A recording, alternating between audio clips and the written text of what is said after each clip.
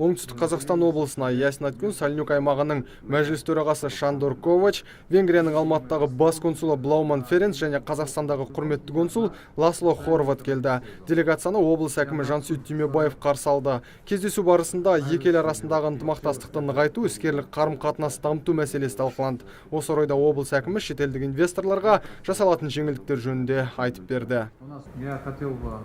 Менің сіздерге бірнеше ұсыныс айтқым келеді. Сіздерде ауыл шаруашылығы мен тамақ өнеркәсібі жақсы дамыған. Сондықтан венгриялық кәсіпкерлер инвестиция құямыз десе, индустриалды аймағымыз дайын. Инвесторларға жеңілдіктер көп. Мәселен, кедендік және салық режимі. Бізде шетелдік кәсіпкерлер салықтан босатылады. Облыс әкімінің ұсынысына ерекше мән берген делегация бұл мәселені өзара талқылайтынын жеткізді. Оңтүстіктің ауа райы ауыл шаруашылығына қолайлы болғандықтан венгриялықтар осы салада тығыз жұмыс жасауға бекініп отыр. Сондай-ақ шетелдік меймандар бұл басқосудан кейін Қазақстан мен Венгрия арасындағы достық қарым-қатынас нығая түсетініне сенді. Сіздер достарымыз, мен өте қуаныштымын.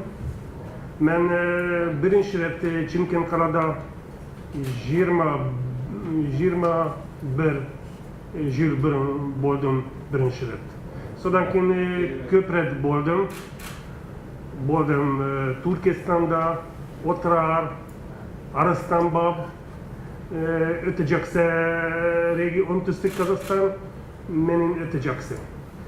Кешіріңіз, мен аз сөйлем қазақша.